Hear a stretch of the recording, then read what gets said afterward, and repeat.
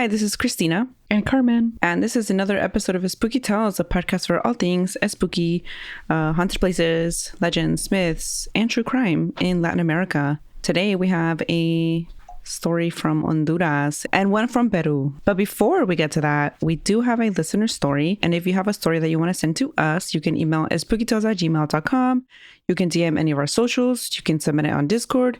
You can call the Spooky Hotline, or you can DM it on Instagram. Anyway, do you want to read this listener story? Okay, and this was sent to us via Instagram from Sixto.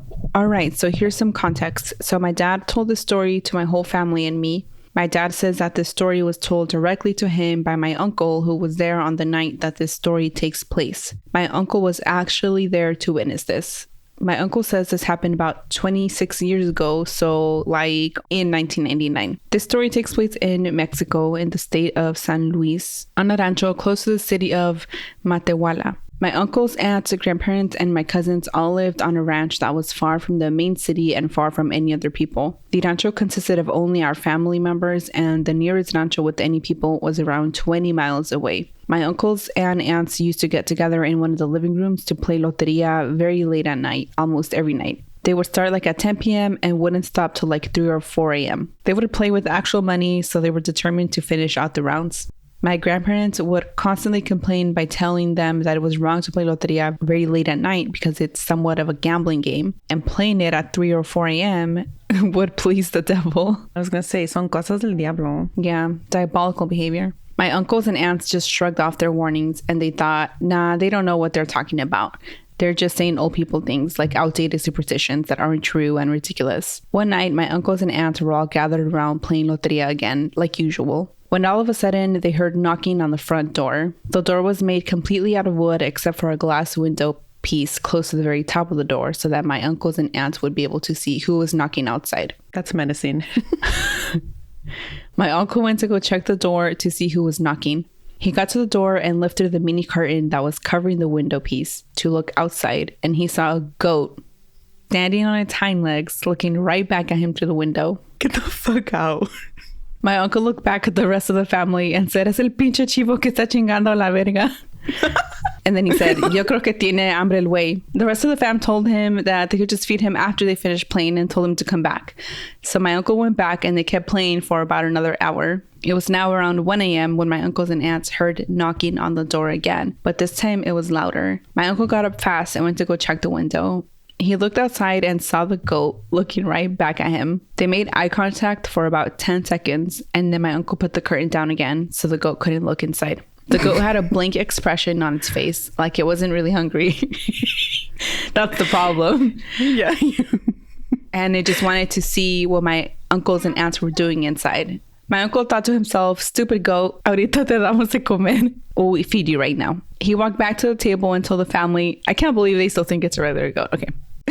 He walked back to the table and told the family that it was just a goat. So a few more hours passed. It was now around 3 or 4 a.m. My uncles and aunts had just finished playing loteria and they were about to start putting it away, but they were interrupted by more knocking on the door. My uncle said, "It's probably that stupid ass goat." And then he walked to the door. When he looked outside, he saw the goat again looking back at him. He said, "Ya voy, nomás me pongo mis botas." Hold on, I'm just gonna put my boots on. He dropped the curtain and went to his room and put his boots on. As he was heading to the door to go outside and feed the goat, he walked by the family who was putting away the loteria stuff and said, "Ahorita vengo, voy a darle de comer al chivo. I'll be back, I'm gonna feed the goat." When he got there, he saw something strange. The goat was already tied up to its regular wooden stake and there was food in its dish. My uncle was confused. This is because there was only one goat on all of our family's rancho, and the nearest rancho was over 20 miles away. What goat was knocking?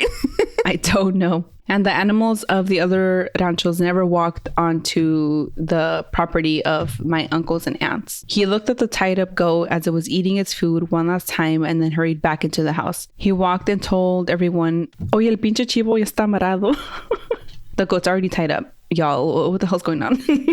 Uno de ustedes lo amarró. So then he asked everyone if one of them tied the goat. Everyone there said, "No, we didn't do it." But then another one of my uncles said, "Oh, wait, yeah, I told my son to go tie up the goat earlier today, like at 7 or 8 p.m. My uncle who went outside said exactly. So what the fuck is that thing that was knocking?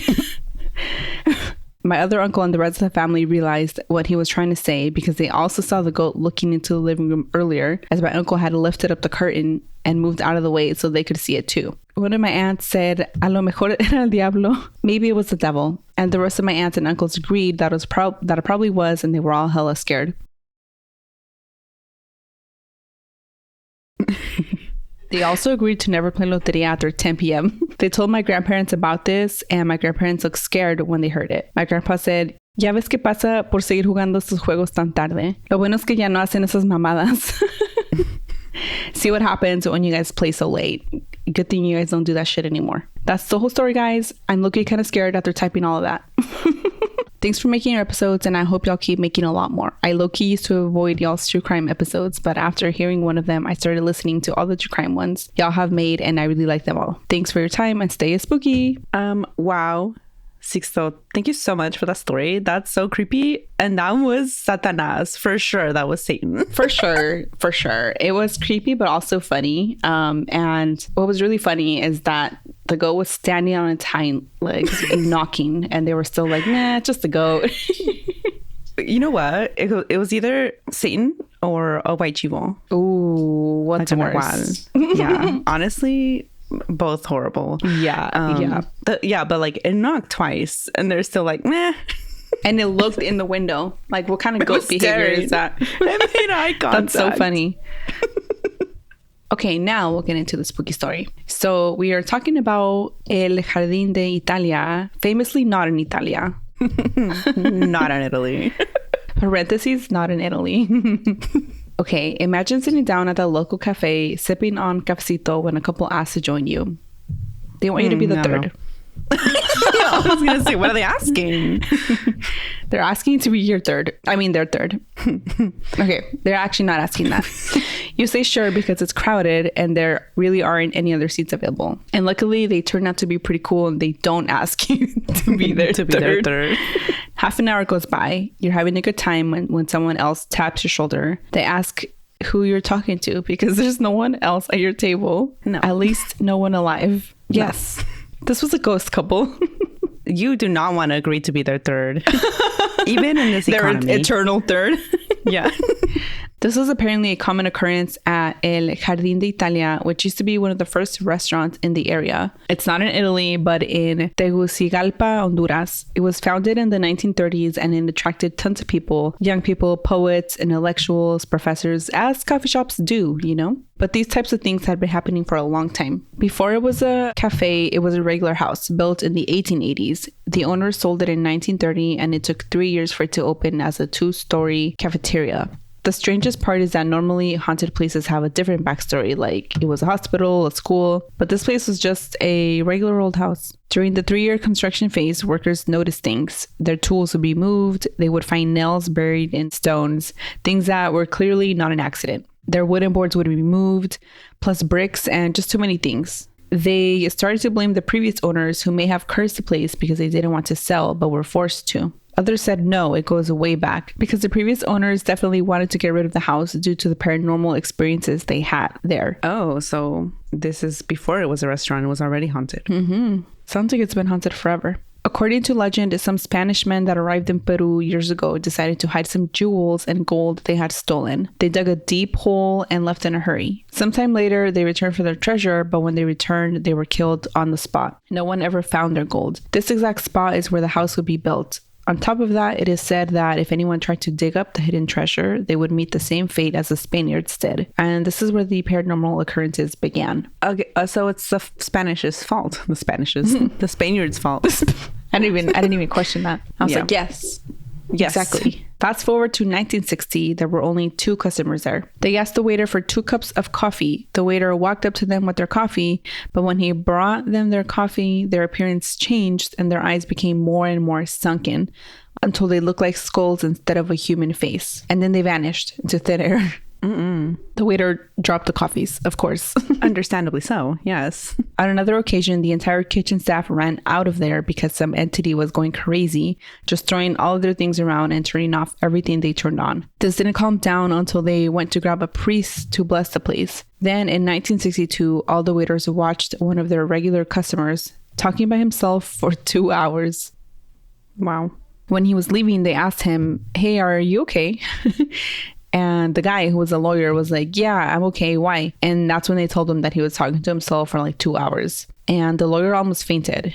He was shook. When he calmed down, he told the waiters that 2 men had walked up to him and asked if they could sit with him because there weren't any other seats. And he said yes, and they told him about a treasure. They knew where it was and they could help him dig it up. But he was like, "Oh no, it's okay." That's smart. Just to picture that, just like 2 random men walking up to you like, "Hey, can we sit here? Also, treasure. Are you in? You want to help us dig it out? Are you in or what? We know where it is. Are you down?" Yes. They insisted and then told him they could show him exactly where it was. But if he dug it up, he could be cursed because Death himself was guarding the treasure. Well, no wonder he said no. So yeah, he was like, "No, thank you." And the 2 men were like, "Okay, no worries." And they shook the lawyer's hand goodbye. How polite of them. Polite. Yeah. He didn't put 2 and 2 together because once he was telling the waiters this, he remembered that their hands were super cold. Then in 1974, there used to be another building in front of the restaurant. A guard of that building heard a very loud noise coming from the restaurant. He walked over to check it out, and he looked through the window to see a very tall man, probably 6 feet tall, dressed in all black. The man was staring back at the guard. The guard then yelled out to him and decided to try and run after him. Then the tall man in black ran and vanished into a wall. The guard was never seen again. He probably quit that same night. As would I. Although honestly, I would peek in there and just let him be. Like, that's fine. If he's in there, he's in there. I know I'm paid to do this, but no. Who cares? Then he probably would have never seen him vanish, and then he would have been scarred for life. Yeah. Yeah. Mind your business and you won't get haunted. In 1980, El Jardin de Italia closed down forever. Today, it's divided into several businesses. The building is there, but it's not a 2-story cafe anymore. You can find a shoe store and a clothing store there now, but the stories continue, including a security guard who was recorded having a conversation with someone he sees, but the camera does not capture. Ghost. It was probably those two again, asking him if he wants. There's a treasure. We know exactly where it is. Are you down? Are you down? Down or what? Honestly, I might say yes. I don't know yet. And yeah, that is Cafe Italia. Again, not in Italia. Famously not in Italy. That was fun. It had like a restaurant, a former legend of a buried treasure, which we love buried treasures here, okay? I mean, everything. So that was fun. Wow. Yeah. All right. Well, we'll take a little break here and then we'll come back with my story from Peru. And we're back. This following case shook not only Peru's small, tight-knit Jewish community, but also the entire country. And I was shocked to just like not know that this happened. Because I guess here in the U.S. we don't really get like, I feel like other countries know of the U.S.'s most like well-known true crime cases. Like they'll know about them, but I don't know about, right, other ones. So this is Peru's, and this is the case of Myriam Fefer. And here's the setting. It was a fresh August morning. There's a locked bedroom door, and inside that locked bedroom door, one of the most successful businesswomen in all of Peru.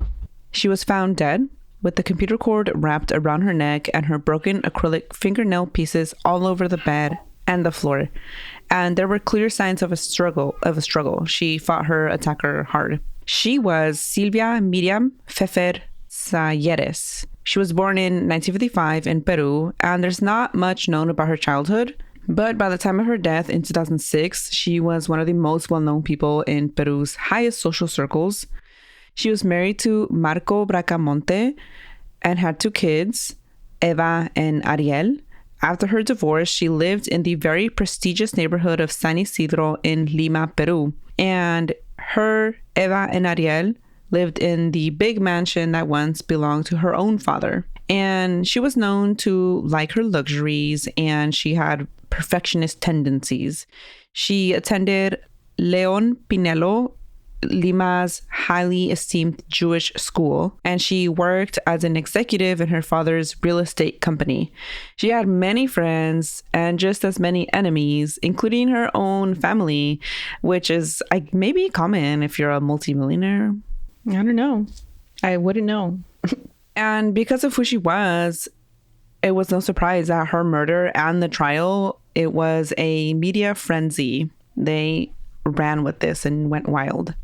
So on the night before Myriam Fefer was found dead in her room, the 14th of August, 2006, the butler checks all the locks on every door and window as he did every night. And everything was locked in the Fefer mansion. And it was just like every other night, except one tiny detail. Myriam had these 2 Maltese dogs that slept with her every night. And for whatever reason, that night, they were not in her room. They were in Ariel and Eva's rooms upstairs. Interesting. Yeah, already, like, that's the one thing that was different. And so Myriam was working late on her computer. At some point, Myriam heard Eva walk down to the garage, supposedly to grab a textbook for some homework she was doing. And then, she fell asleep at some point. Then everyone was asleep. Myriam woke up to sounds in her room. There was an intruder, and she didn't even have time to scream. This person attacked. There was a fight, but the intruder grabbed the cord from her computer and used that to strangle her. And then the intruder grabbed her laptop, cell phone, some change that was on like the night table next to her, and fled. And in the morning, the butler unlocked her door to bring her the day's newspaper and her breakfast like he did every morning. That's when he came across her dead body with the cable still there, just like this intruder left her. And the butler screamed, and this very loud scream woke up Eva and Ariel upstairs. That's when they called an ambulance, but it was too late. Myriam died sometime between midnight and 2:30 on the 15th of August. And now they were left with questions. Who could do this? A lot of people, because she had a lot of enemies, including her own family. They were like, where do we even start? I mean, it had to be someone that had access to the home because nobody broke in, right? There's no signs for a break-in. And then they locked her door before they left. I don't know. Yeah. It's weird. Right. Yeah. It points to someone she knew, right? Yeah. Maybe. I don't know. So to understand why she had so many enemies that were in her own family, we have to go back to her own father for a second. Her father was Enrique Fefer Brodstein. He was born March 10th, 1924 in Poland.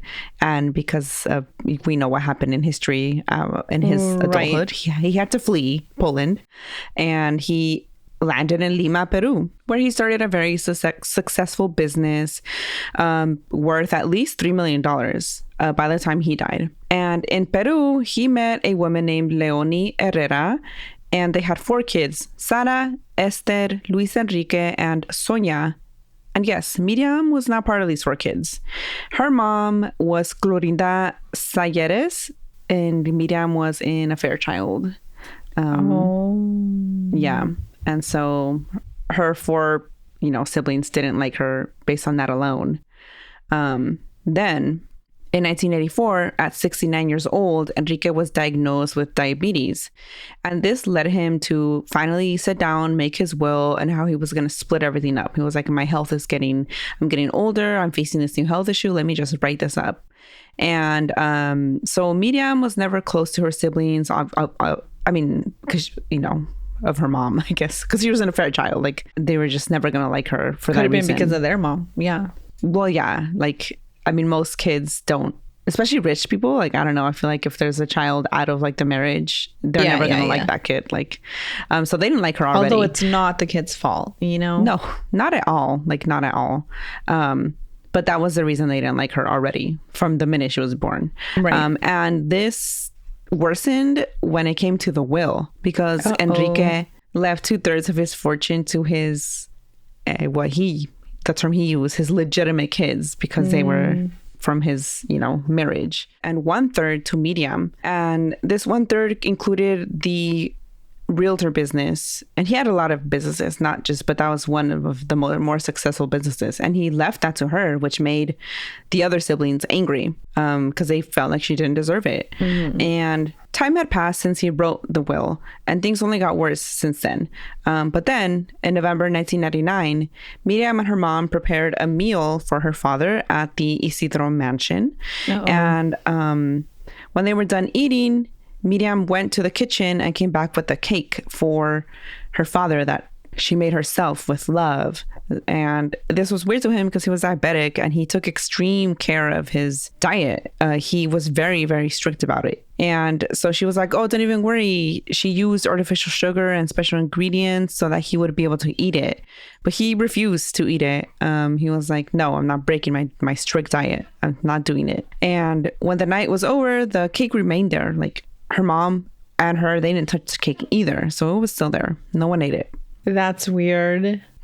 Right. Then Enrique went to lay down, and when he was trying to sleep, he realized someone else was in his room. It was Clorinda, Myriam's mom. Clorinda, what are you doing? She was holding a syringe, and she injected straight glucose into his stomach. Oh my God. So she was trying to kill him. She was trying to kill him, yes. Wow. Yes, in short, she was trying to kill him. He was able to wake up in time, call an ambulance. He was all right. He made it to the hospital.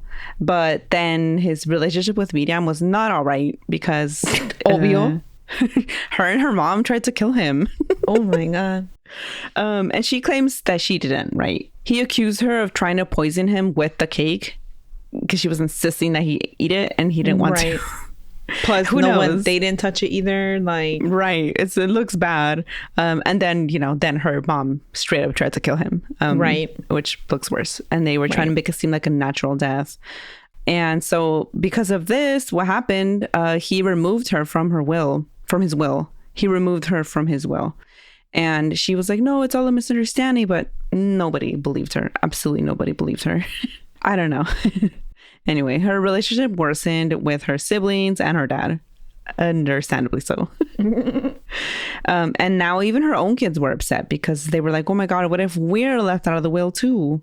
And then in 2004, Enrique passed away at 79 due to some complication with diabetes. And while this isn't public, there are different versions of his will online. One version says that the 1/3 that was supposed to go to Myriam before she tried to kill him was going to go to her daughter Eva. But because Eva was underage, it was all going to be under Myriam's control until Eva turned 18. And some say nothing was left to them. Whatever the real details are, we can almost be certain that whatever the will was the reason for her death. Because Eva is directly tied to the murder of her mother, and supposedly Eva was going to be the beneficiary of that will. As soon as you said Eva went out to the garage to get homework or something, whatever, I was like, alarm bells are ringing. Mm-hmm. And yeah, because if her mom wasn't around, she would already be getting that money. So when the murder first happened, police believed that this was a robbery gone wrong. They figured that an intruder jumped the walls around the mansion, walked across the garden, used an open bathroom window to enter the mansion. But none of this really added up because if it was an intended robbery, the only items taken were her laptop and her cell phone. When there were already so many visible valuables that could have been taken without even entering her room. There were no tracks from the garden to the house. There was no forced entry into Myriam's room. And when the first DNA results came back from Myriam's nail, it didn't match to anyone because they got everyone's DNA that was in the house that day to try and match it. It didn't match to anyone. One more detail, the dogs that were upstairs, they didn't bark. That means there was no stranger in the house. Right. Or maybe they were too far. Normally they slept with her, but again, Right. They were upstairs with both kids, Eva and Ariel. And there were too many loose ends, too many things that just didn't add up. And so the case became cold. And then things started happening within the Fefer family. Immediately after Myriam's death, Eva and Ariel's partners moved in. Then they started having parties, like extravagant parties. Eva and Liliana, her girlfriend, started getting more obnoxious and rude. People are like, what's wrong with you? Like, Wow. Weird. And then they were spending more and more money. And the business that went to Myriam's, it went to Eva. And Eva hired her girlfriend and then kicked her brother Ariel out of everything, out of the company, even out of the mansion. Oh, wow. Though others say he left the mansion because he didn't trust his sister anymore. So no one knows for sure. And then 3 whole years went by and this didn't go anywhere. But then something new happened in Argentina. So something new happened in Argentina. Yes. Okay. Colombian sicario Alejandro Trujillo Ospina, also known as El Payaso, was in the Salta province of Argentina tracking his next hit because he's a hired hitman. And apparently to hire him, all you need is his email. Like if you know that, you're good. There's no black, what is it? Dark website. What do they call that? Dark web. Dark web? Oh my God. Wow. That took me too long to get there. There's no dark web. You just need his email. That doesn't seem smart. No, I know, right? He was ready to kill his next victim, a highly successful lawyer, and it must have been his lawyer skills because he negotiated his way out of this hit. Wow.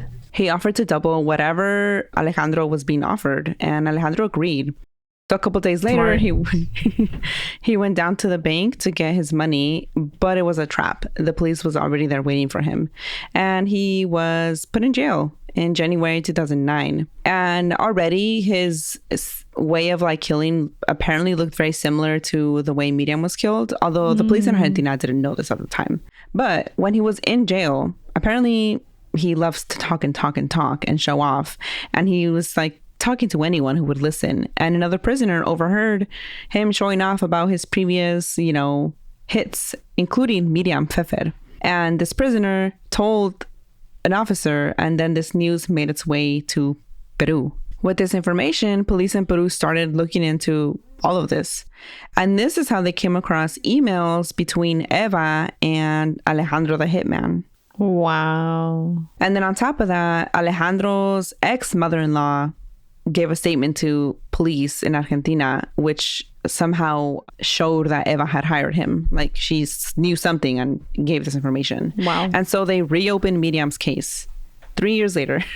And in July 2009, they tested the DNA that they found under Myriam's fingernails, and it was a match for Alejandro Trujillo. And so now they knew, he was the person who was hired to kill Myriam. And Eva and her girlfriend Liliana were charged with hiring him. But Eva maintained her innocence, while Ariel, her brother, was like, I knew it all along. It was her. And then their own dad took Eva's side. So if that doesn't tell you who the favorite sibling was, like... yeah. He should have taken no sides.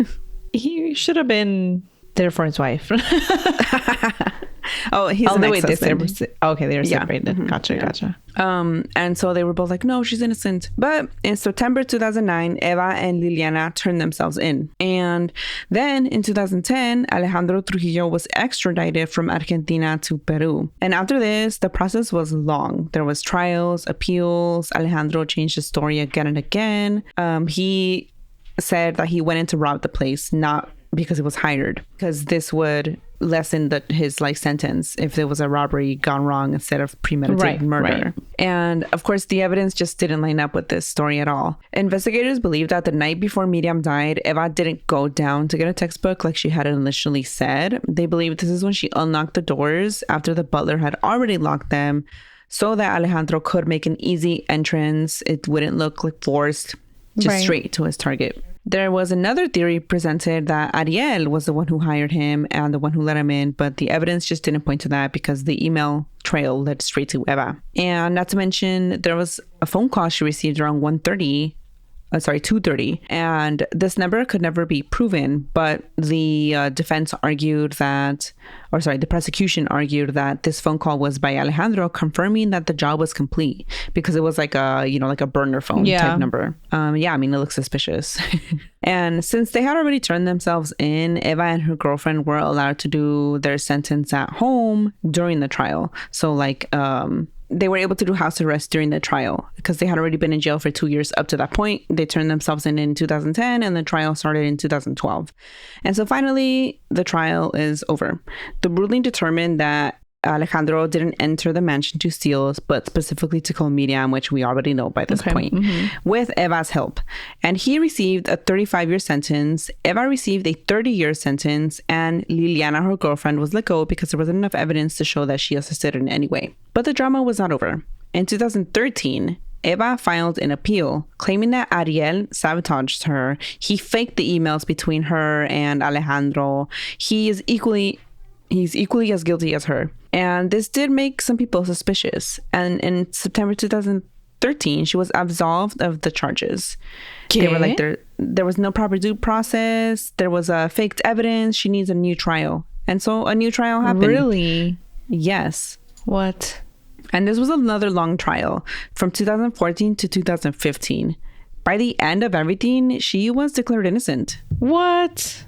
Yeah, they said that they couldn't prove she was actually the one who hired Alejandro. Because but what about now the emails that supposedly led directly now to her? It was no longer evidence they could use in court because their legitimacy couldn't be trusted. They couldn't prove that it was her email address? They couldn't prove that they were real. Because she was claiming that her brother faked these emails. Oh, I see. Okay, I feel like you left that out. I just said it right now. Well, yeah, but before. Oh, I did leave that out before. Okay, that's why I was so confused. Oh, well, I said it right now. I thought that would clear it up. Okay. I feel like you only said it because I was confused. No, I just said it right. I said it right before that.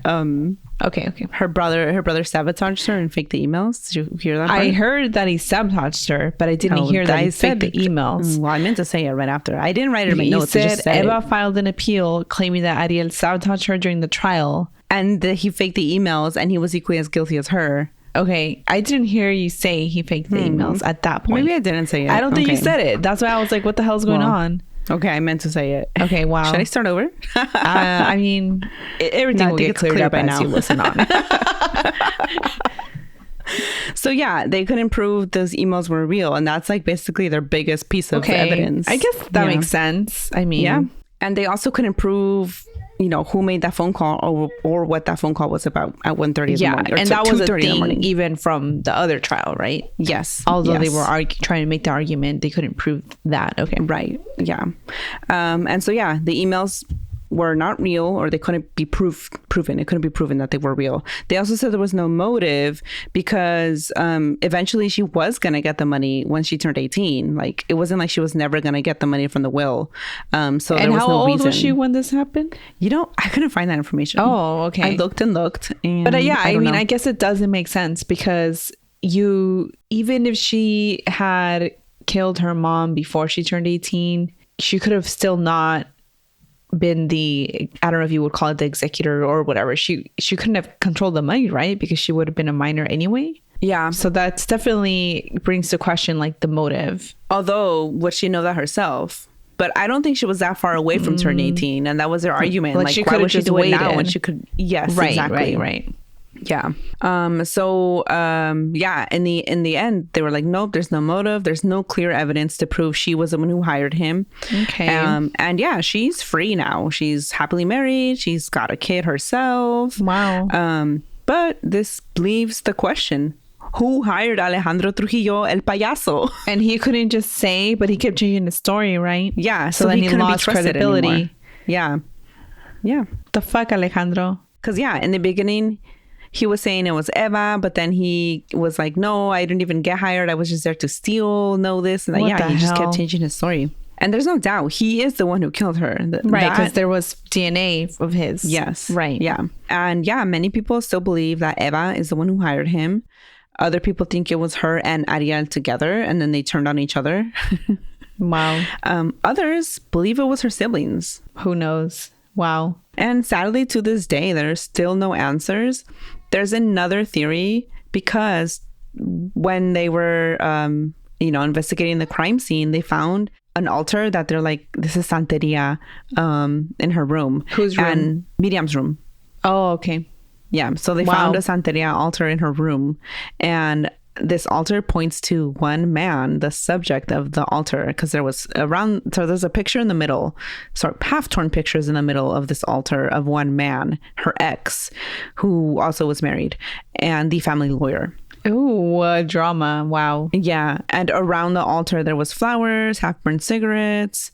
It just looked like this, I don't know, witchy, like evil, sinister thing is how it was presented in the media. If someone sees the Santeria, if it even was actual Santeria, right, but something resembling it in someone's room, they're like, oh my God, guilty. What if it really was like, oh, I'm making this altar to like protect him, and that's like, it was like some sort of like protection altar, and they're like, this was a curse. Yeah, who knows? Who knows? I don't know. And so some people thought he was the one who hired Alejandro because he was trying to hide their relationship. But the lawyer maintains none of this is true. They were very close, but not romantically involved. And the police quickly discarded this theory. Okay, it's probably not true then. But then What? a famous... Stop, I can't handle this. Okay, what happened next? A famous bruja named Rosita, famous like TV famous in Peru, claims that she connected with Myriam after she died, and Myriam told her that it was not her kids, they were innocent, and soon everything would be clear because it was someone she loved who was bald. Wow. The lawyer was bald. Wow. And she loved him. Oh, okay. But again, there's no evidence pointing to him, just this bruja who said, well, Myriam told me after she died. So Wow. yeah, it's been almost 20 plus years, and to this day it's still not clear who hired the hitman, and we may never have answers. Wow. I mean, that's just sad for Myriam, who was killed. Yeah. It's just horrible to lose your life that way. And I mean, it would suck if obviously neither child of hers was legally found guilty or whatever. So in a sense, I mean, they're not, right? So it sucks that people think it was them. Like, let's say they didn't do this because, I mean, there's no facts pointing that they did this, and they're being blamed. So it's like they can't even warn their mom because people think they killed their mom. Like, that's pretty shitty. Yeah. Yeah. And I don't know how old they were, but I think the brother was a little bit older and she was a little bit younger. So he might have been barely an adult, and she might have been... She wasn't even 18 she when was it happened. under 18. Yeah. When she was killed. So they were young. I mean, and like, because, people kept pointing to them like not acting right after she was killed. Like, they didn't look sad enough, but it's like, you can never judge that. Yeah. And maybe they were throwing parties because drinking was the only way they could cope. You know what I mean? So right. You never know. But that was another thing people were pointing at the time. And yeah, I mean, that's at least unfortunate. now, I feel bad for them. Yeah, it's a hard situation, and still like that there's no answers. That's gotta be like, I don't know, difficult. That's gotta take a lot of therapy to grow accustomed to, if you ever do. So, but yeah, that was the case of Myriam Fefer. Wow. And all right, we'll take a little break here before spooky recommendations, and we're back. Do you have any spooky recommendations? Because I do. What are yours? I watched Sinners Sunday night. I'm watching it tomorrow. Oh my god! But when this comes out, I would have already watched it, and I'm sure I loved it. I'm sure you loved it too. Was there not to love? So first I had to tell listeners about my ordeal of getting to the theater and to finally watch it. I had been scrolling TikTok all day at work instead of working. No, I'm just kidding. Well, yeah.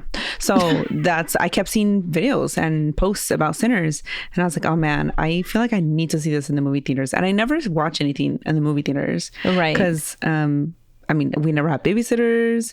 No one near me likes horror movies. Like, my husband doesn't like them. And we're not near each other because we could have just gone together, Right. And I was like, I need to watch this in the movie theater. Like, what I'm hearing about it first, okay, it's a vampire film directed by Ryan Coogler, who I love, not just because he's from Oakland, but his famously movies he directed Black Panther. Yeah. Famously from Oakland and directed Black Panther. But yeah, he just never, like, his movies are always so good. And I was like, vampires, I need to be there. And so, yeah, I looked for a ticket to go right after work. I didn't even go home and changed. I didn't even go home to change, and I decided to go to the mall because I have a discount at the AMC theaters, not Regal, which was like 5 minutes from my work. So I went to the mall, and after hours you can only go to the movie theaters or this like arcade thing they have at the mall. So there's only one entrance and exit. But at the time I arrived, 8:30, there was still another entrance open, and I parked at the wrong one, and I was like, nah, I don't feel like going around. I'm sure I can still come out this way. I couldn't. So I went in the wrong fucking entrance, and so whatever. Then I got my popcorn and my soda, and then when I was walking up to my seat, I tripped and I lost half my popcorn. Oh my god. Yeah, I tripped and I was like, oh fuck, ow. And like there was like some people like sitting right where I fell, and I was like, oh my god, oh wow, this is so embarrassing. So yeah, then I got up and went to my seat, and the rest of the movie was fine. Smooth sailing from there. No crazy events from then. And yeah, the movie, amazing. Again, I don't want to give any spoilers to you or anyone else, but like the music was amazing. I laughed, I cried, I gasped. Man, like seriously, such a good movie. Well, I'm excited. You will not be disappointed. And you could like, because it's also like a historical fiction. I mean, and the historical elements of the movie. I love historical fiction, and then combine it with something spooky. It's amazing. It's like if Vampires of El Norte was turned into a movie, but way better. And obviously not Mexican, because this is a black movie, which is great. Because also there's this fucking guy on TikTok. He's always yelling. I can't stand him. I don't want to say his name. He's facing a lot of heat right now because his ass. And there's always one motherfucker who's like, what about all the Latinos? Oh no. Yeah, and you don't need to do that with this movie. It wasn't necessary. So there's another movie called From Dusk Till Dawn. It was it has Salma Hayek in it and George Clooney and movie Sinner. Oh God. He just yelling like that. What's up with this energy? Fucking calm down. I love the movie Sinners. God, Like, I can't stand videos where I'm being yelled at. Why are you yelling at me? But he came out with this video and he's basically saying that Sinners, Ryan Coogler owes a thank you, needs to give flowers to the Latin American community for helping him inspire his movie, because From Dusk Till Dawn is a Latino movie.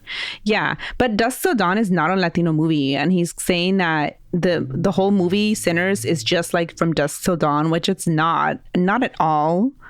Yeah. And that Ryan Coogler needs to like think, which Ryan Coogler already said his inspirations for the movie, and he did name From Dusk Till Dawn. So like, how can you be so wrong and so loud? Well, also Dusk Till Dawn is not a Latino movie, so why would Ryan Coogler owe Latinos a thank you for this? Like, it's his movie. That's ridiculous. Yeah. And then he was like, where are the Latinos in that movie? And it's like, stop being like fucking Gina Torres and John Leguizamo, feel like you have to ask that? Just don't. Just don't. Like, there's no need. If you think that, don't say it out loud. Also, you're stupid.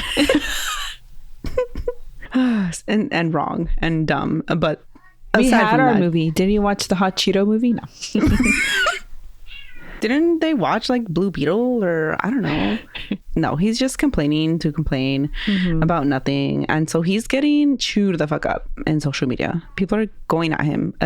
Rightfully so. Interesting. So he always has bad takes. But Sinners, super good movie, even though it doesn't have any Latino. Like, we don't need to be in everything. We really don't. I don't care. The movie, we weren't missing from it. We're not in everything, but we're not supposed to be in this movie, okay? Yeah, exactly. But it has like the Choctaw tribe. It has I did Asian representation. Hear about that and that. Yeah. It's so good. Irish oh my God. Okay, do you remember Cook from Skins? He's in it? Yes. Oh my God. I'm excited, okay, because I'm going to go watch it with our friend Amparo, and she was also into Skins. Yeah. Yes.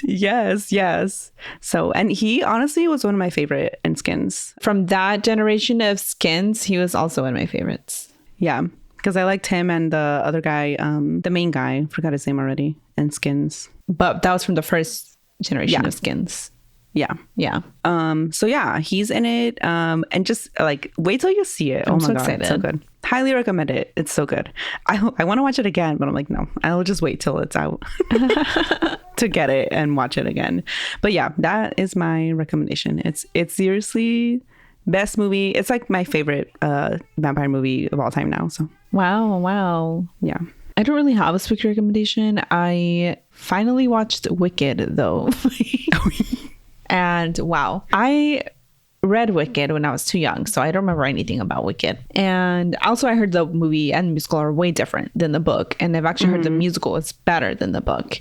And the movie famously is based on the musical, not on the book. Okay. And I understood, like I got all the videos and all the memes about Wicked because I just knew, from inside. Like, I always felt Wicked. It was in my soul. And so I didn't need to watch the movie to understand. Also, I watched a bunch of videos, like the timelines, like comparing the Land of Oz timeline to the Wicked timeline. And oh my God, I had a blast on Wicked Talk.